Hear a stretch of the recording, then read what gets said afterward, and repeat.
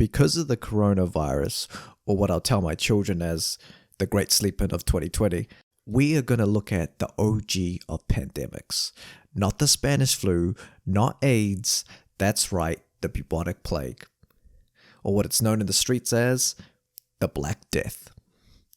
So the Black Death came out in the 14th century, a few decades before the Renaissance, which is pretty much when everything started to get good. It originated somewhere, I'm going to say, Eastern Europe or east of Europe, maybe even China.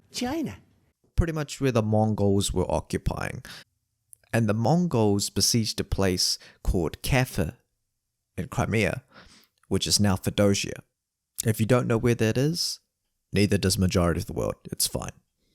And during the siege, the virus spread onto fleeing Italian merchants who carried the Black Death through the Black Sea all the way to Western Europe.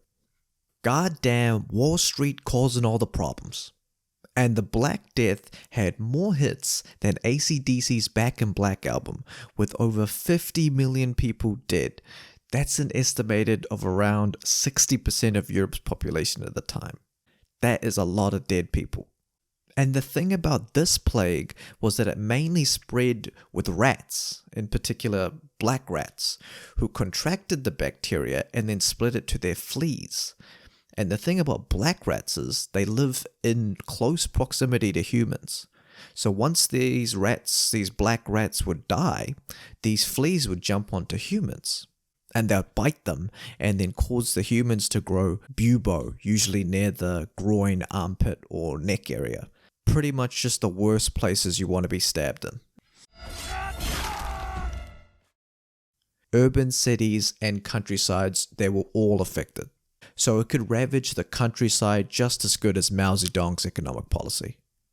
One guy described living during the Black Death as, one citizen avoided another, hardly any neighbor troubled about others, relatives never or hardly ever visited each other.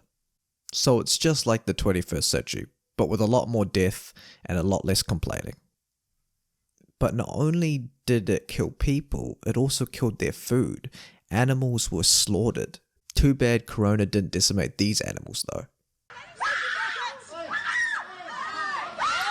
If there were a group that deserved to get feces thrown at them, it would be the toilet paper hoarders. Say what you want about other pandemics, but at least the Black Plague didn't have supply chain issues. I can't order my goddamn cocoa butter because of...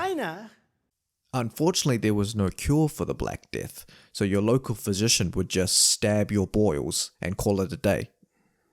The symptoms of the Black Death were headaches, chills, festering boils, and diarrhea. We're lucky that we just got Corona, because that's just sniffles on hard mode. If Corona gave us boils, I would be waiting for a vaccine. I would not be going outside, regardless of how much I love beer.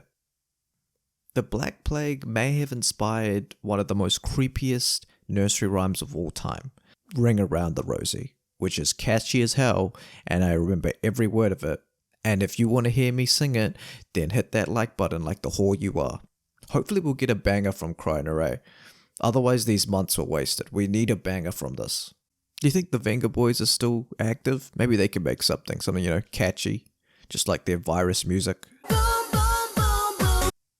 All in all, it sounded like a below average time, and that's pretty much the Black Death.